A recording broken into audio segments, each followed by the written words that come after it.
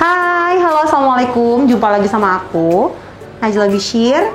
Hari ini jumpa di Bincang Bareng Bittersweet. Sebelumnya aku mau buka masker dulu ya. Jadi kita semua udah antigen di sini dan kita mau mengundang sosok yang menurut aku hebat, wanita hebat yang mau datang ke studio aku. Aku senang sekali dan bersyukur sekali. By the way, lihat outfit aku udah formal banget kan, nggak kayak di dapur kayak biasa. Nah, karena aku mau kedatangan orang penting, Direktur Akses Pembiayaan Kementerian Pariwisata dan Ekonomi Kreatif. Yeay! Silakan masuk, Ibu.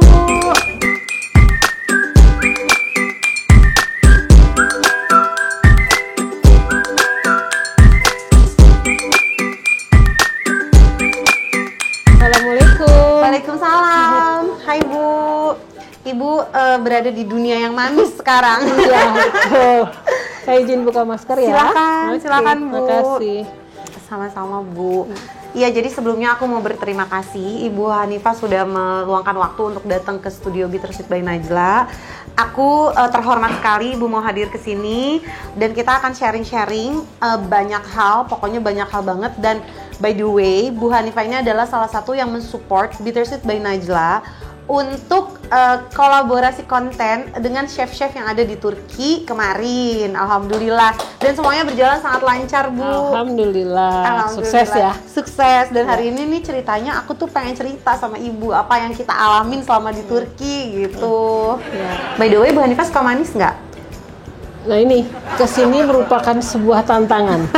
Karena saya suka banget nih cake-cake seperti ini, dessert ini ya, Bu. Saya suka banget dan sekarang terpampang di depan media seperti ini. Tapi kalau sekali-kali nggak apa-apa, Bu. Self Boleh. reward kalau kata anak milenial zaman sekarang ya. Self reward gitu. Iya. Pengen tahu lebih dalam seputar Bu Hanifah? Kita lihat cuplikannya. Ibu Hanifah Sarjana Komunikasi Magister Laus merupakan Direktur Akses Pembiayaan Deputi Bidang Industri dan Investasi Kemenparekraf atau Baparekraf sejak tahun 2020. Saat ini beliau membawahi 3 subdirektorat, diantaranya Subdirektorat Dana Masyarakat, Subdirektorat Perbankan, dan Subdirektorat Pembiayaan Finansial Teknologi dan Modal Ventura. By the way, terima kasih Bu Hanifah karena Bu Hanifah udah mau mampir ke Bittersweet by Najla. Aku happy banget dan semua tim aku di sini happy banget.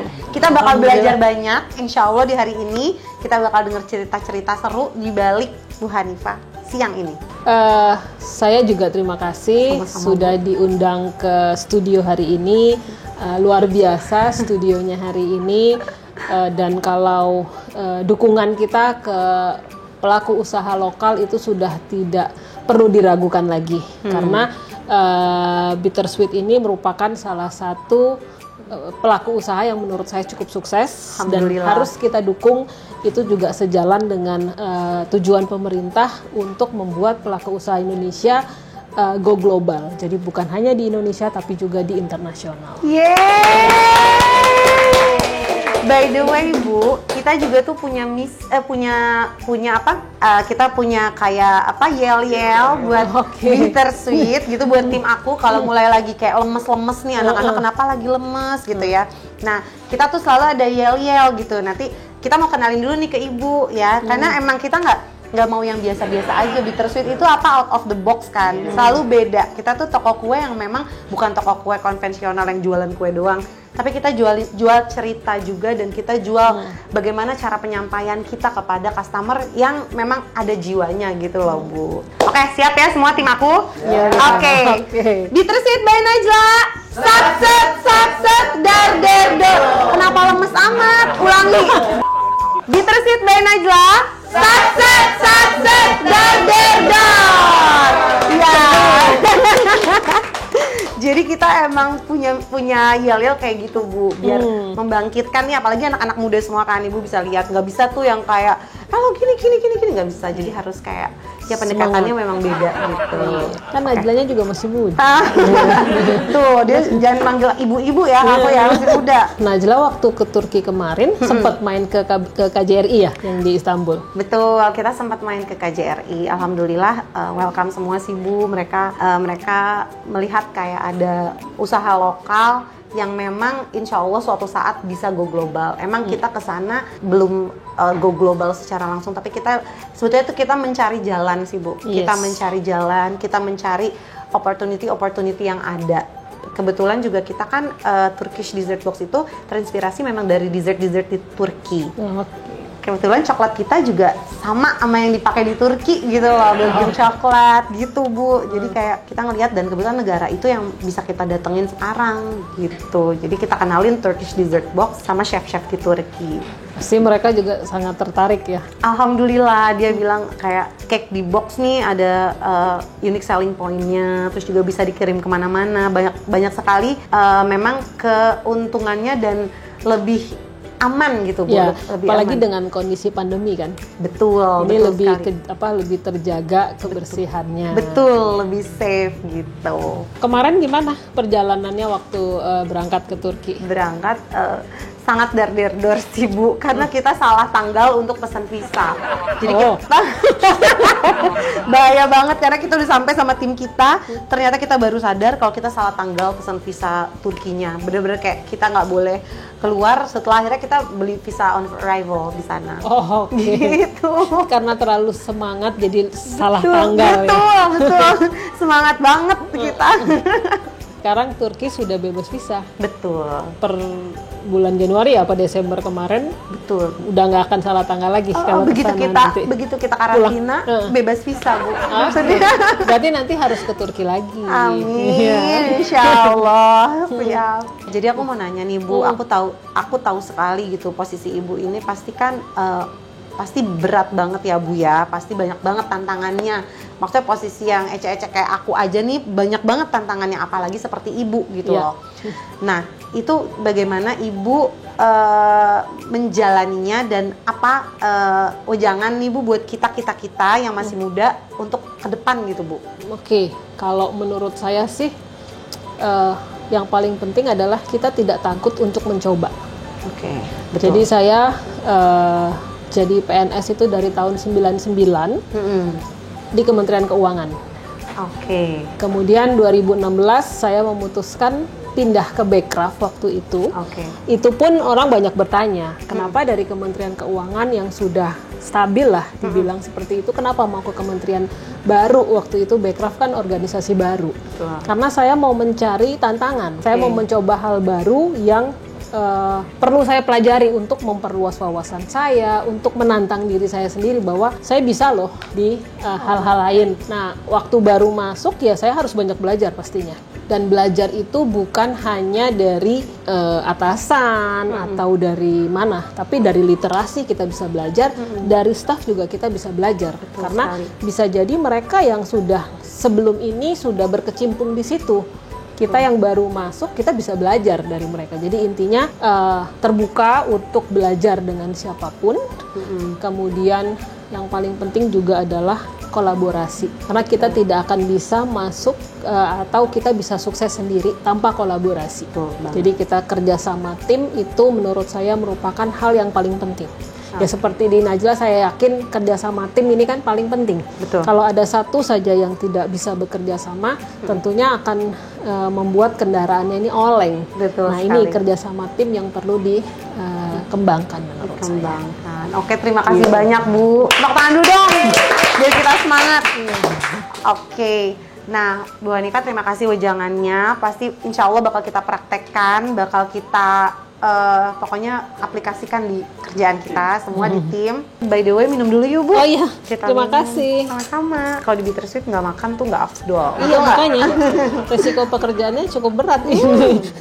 Bukan lagi Bu. Iya. Tumbuh ke samping bukan ke atas.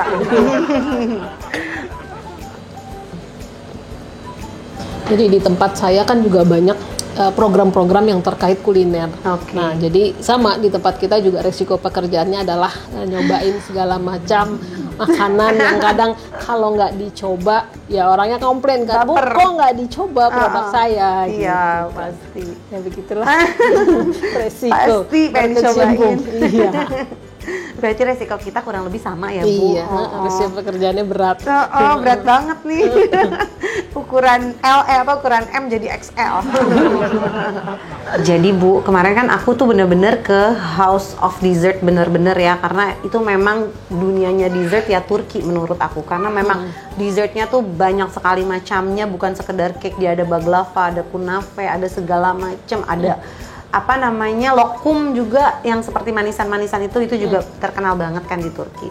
Nah menurut ibu nih yang istilahnya kita nih kan Bittersweet by Najla nih di Indonesia gitu ya, pastinya undernya Kemenparekraf pastinya ya, salah satu ekonomi kreatif di Kemenparekraf juga. Nah menurut ibu Bittersweet by Najla tuh bisa nggak sih Bu bersaing di dunia global gitu Bu? Pertama kita harus percaya dulu bahwa kita bisa. Insya Allah. Dari situ kita punya keyakinan bahwa kita bisa berkembang, dan kalau melihat produk-produknya dan apa yang telah Bittersweet lakukan dari 2016 kalau saya tidak salah, alhamdulillah berkembang seperti ini, ya insya Allah dalam 1-2 tahun ke depan sudah ada di Turki. Amin, ya, gitu. tepuk tangan dong. Amin, insya Allah ya Bu ya, soalnya kayak pengen juga ngenalin dessert lokal gitu, dessert asli Indonesia yang diterima di dunia internasional gitu. Amin. Oke. Ini siapa tahu nanti orang Indonesia liburan ke Turki pulangnya bawa Bittersweet. Buat oleh-oleh. Iya. Beli di sini aja ya. Jauh-jauh ya. Jadi kita juga di sana Bu, kita mau cerita gitu ya Bu ya. Kita tuh ada satu program di sosial media kita adalah Dessert on the Road. Jadi itu program 1 tahun yang lalu memang kita itu bagi-bagi dessert box dengan cara yang out of the box. Oke.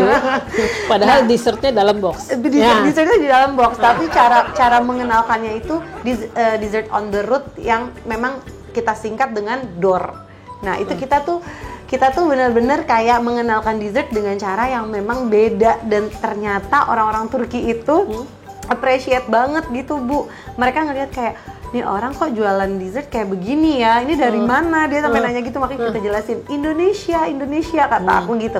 Bali dia ngomongnya gitu. Makanya aku kayak bukan Bali, Jakarta aku bilang kayak gitu. Makanya kayak ya alhamdulillah sih DOR kita tuh berjalan lancar. Nanti mungkin tayangin cuplikannya di sini ya. Oke, menarik pasti itu. Iya, menarik banget dan seru banget gitu. Waktu kemarin kesana kan ketemu dengan banyak orang. Dan ketemu dengan chef-chef terkenal. Betul. Nah, ketemu dengan siapa saja dan ngapain aja tuh dengan chef-chef tersebut itu? Oke, jadi kita kesana tuh ketemu sama chef yang menekuni bidang hyper realistic cake. Dia itu memang worldwide ya Bu, benar-benar world class banget.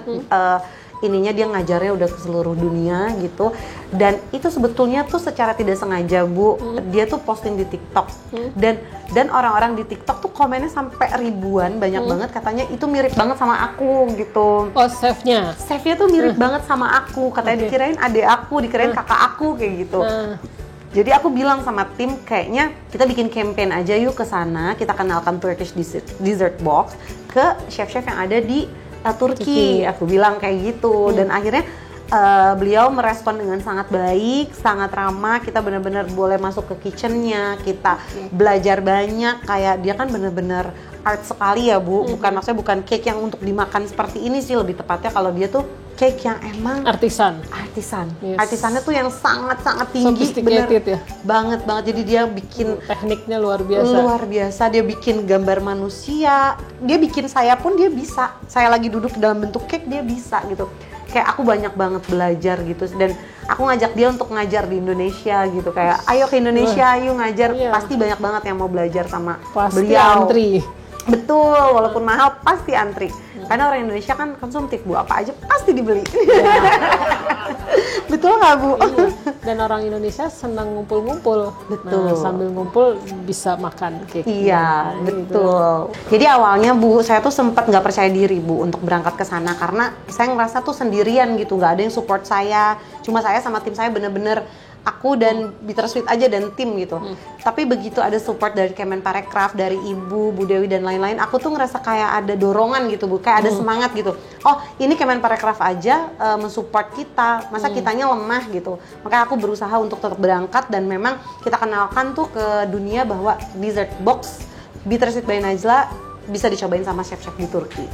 gitu. Semangat seperti ini yang perlu dimiliki oleh semua pelaku usaha menurut saya. Jadi pantang menyerah dan yakin bahwa kita bisa. Kita harus bisa, oke? Insya Allah. Bu, aku mau nanya dong Bu, aku mau tanya peran-peran dari Kemenparekraf nih Bu, apa dukungannya terhadap UMKM, terhadap yang pengen pada go internasional, yang lain mungkin abis ini banyak yang pada pengen juga, mungkin pengen disupport sama Kemenparekraf dan lain-lain, itu kayak gimana Bu? Ya, kalau kami di Kementerian Pariwisata dan Ekonomi Kreatif, tentunya fokusnya di sektor pariwisata dan ekonomi kreatif. Nah, dessert ini kan masuk di dalam kuliner yang salah satu dari subsektor ekonomi kreatif. Support kita pasti banyak. Pertama dari sisi capacity building, itu paling penting karena bagaimana membuat sebuah produk yang menarik, bukan hanya tampilan tapi rasanya enak, itu juga kita melakukan pelatihan itu, tapi bukan di tempat saya, ada di deputi lain yang melakukan itu. Kemudian kalau dari sisi bisnis, menurut kita salah satu kelemahan pelaku usaha kita itu adalah manajemen keuangan, karena banyak sekali yang tidak bisa membuat laporan keuangan yang layak untuk bisnisnya. Sementara kalau dia ingin berkembang, tentunya dia harus bisa membuat itu, dan pada saat dia ketemu investor yang ditanyakan itu. Betul. Mau minta investasi nih dari investor, pasti investornya tanya, omset kamu setahun 2 tahun terakhir seperti apa? Mana datanya? Nah, tidak bisa menceritakan itu dalam sebuah laporan. Nah, jadi kita melakukan pelatihan itu juga. Kemudian setelah itu kita juga melakukan temu bisnis atau pitching forum. Jadi kita punya program khusus untuk kuliner, itu ada Food Startup Indonesia. Itu program sama dengan Bittersweet dari 2016 telah kita lakukan. Jadi kita menyeleksi pelaku usaha di subsektor kuliner, kemudian nantinya kita pertemukan mereka dengan investor. Mereka akan pitching di depan investor, tentunya nggak bisa kita lepas begitu aja kan, maksudnya nggak bisa langsung dijorokin gitu loh, suruh ketemu investor. Nah, kita harus poles dulu, kita kasih capacity building, mentoring, bagaimana presentasi di depan investor dan lain-lain, itu kita lakukan di Food Startup Indonesia. Mungkin nanti Najla bisa kita undang untuk menjadi narasumber di sana, cerita ke teman-teman bagaimana sih perjuangannya Bittersweet dari 2016 yang tadi katanya bukan sekedar jungkir balik tapi sudah salto dan jumpalitan gitu kan. Nah, itu pasti akan menjadi sebuah pengalaman buat teman-teman pelaku usaha kalau mendengarkannya langsung dari yang sudah sukses gitu kan. Alhamdulillah. Aku tuh sebetulnya ya Bu agak iritasi Bu kalau dibilang sukses. Betul. Karena aku kalau dibilang sukses pasti aku bakal cepet puas kayak oke nih hampir gua, sukses berarti ya. Belum sukses. belum sukses Bu. Jadi justru aku tuh denger Bu Hanifah ngomong gini, justru aku pengen belajar justru bukan pengen jadi narasumber. Justru pengen belajar lebih dalam lagi nih kayak gimana nih, apa yang salah di bisnis aku gitu. Pengen ngerapihin lagi. Di apa istilahnya ya? Kalau di kita gitu kan berarti kan akan dia diplototin oleh si mentor-mentor ini, dibedah. Ini usahanya ini salahnya di mana sih sebenarnya? Kenapa produknya dari tahun ke tahun usahanya segini-gini aja? Kenapa dia nggak berkembang? Permasalahannya di mana? Nah, itu akan dibedah oleh mentor-mentor. Itu tadi. Kemudian kita juga mendorong untuk go internasional. Kita bekerja sama dengan beberapa institusi yang memang mereka mempunyai pembiayaan untuk pelaku usaha kita yang akan ekspor ke luar negeri. Di bidang food? Yes. Sebenarnya sektor lain pun, fashion, kria, nah salah satunya adalah di food. Jadi kita melakukan pelatihan dan kita pertemukan. Karena salah satu permasalahannya adalah kurangnya modal. Jadi banyak nih pelaku usaha kita ikut pameran di luar negeri, kemudian di bidang apa aja, bukan hanya food gitu, misalnya fashion ya. Begitu di luar negeri dapat order, nggak bisa ngerjain karena nggak punya modal buat ngerjain order itu. Nah, ini juga harus kita pertemukan. Itulah yang kami lakukan di Kemenparekraf. Baik, berarti Ibu menjembatani gitu ya, antara connecting the dot. Antara pelaku bisnis dengan stakeholder terkait. Stakeholder terkait. Nah, selain ketemu dengan chef terkenal tadi, di Turki ngapain aja? Maksudnya pasti dong bukan sekedar jalan-jalan, pasti jalan-jalannya digabungin dengan riset. Nah, Betul. ngapain aja di sana? Betul banget Bu, jadi kayak aku tuh ke Turki tuh aku senang banget, aku bisa explore banget gitu kayak dessert yang ada di sana. Bagaimana cara mereka membuat dessert, bagaimana cara mereka menyajikan dessert dengan cara-cara yang unik, yang ada experience atau customer journey-nya. Misalnya customer nih makan tapi nggak gitu-gitu aja gitu. Banyak banget yang aku lihat di situ, kayak banyak banget pembelajaran. Dan yang aku ambil dessert Turki tuh mereka sangat menjaga kualitas Bu. Mereka sangat menjaga kualitas karena mereka tahu orang Turki tuh katanya suka banget dessert. Kata Bapak di KJRI waktu itu bilang mereka tuh sangat suka dessert, dan dia ngelihat kayak Bittersweet itu sebenarnya ada peluang di sini gitu, bisa kolaborasi dengan brand-brand besar yang ada di sana seperti Mado dia sebut dan lain-lain gitu. Dan itu yang merupakan yang lagi ada di jiwa dan raga aku, lagi berkecamuk gitu, gimana caranya, gimana jalannya. Dan di sana tuh aku benar-benar kayak mencari jalan, dan kebetulan kita juga ketemu sama salah satu chef dari USA, Chef Yono. Dia asli Indonesia tapi dia punya fine dining di Amerika Serikat, dan banyak banget petuah dari beliau yang memang aku bisa tangkep gitu. Dan ya aku senang banget sih kalau dikasih nasihat sama orang yang lebih berpengalaman gitu Bu. Seperti itu. Ya, artinya kan pasti perjalanan itu sangat bermanfaat. Betul. Untuk kemudian diterapkan di bisnisnya Bittersweet. Betul sekali. Bu, aku mau nanya dong nih, terakhir ya Bu ya. Aku pengen tahu, Ibu ada lagi nggak sih Bu yang pengen disampaikan, pesan-pesan mungkin untuk kita semua gitu Bu? Ya, jadi kalau menurut saya nih, produk Indonesia itu kan luar biasa. Indonesia itu sangat kaya, baik dari kekayaan alamnya maupun kita punya bonus demografi. Kita sekarang sekitar 270 juta orang. Nah, kita jangan mau hanya dijadikan pasar. Betul. Produk-produk luar negeri masuk ke Indonesia banyak karena Indonesia tuh pasar yang besar. Betul. Kita juga produk-produk kita ini harus kuat, minimal di lokal dulu, baru kemudian kita bisa go nasional, bahkan go internasional. Nah, untuk pelaku usaha mungkin mereka harus menemukan unique selling point dari produknya. Oke, terima kasih. Sampai ketemu lagi di BBB selanjutnya. Ibu terima kasih. Punten Bu. Sama-sama. Ibu kita minum-minum yuk Bu. Ayo. Yuk. Mari.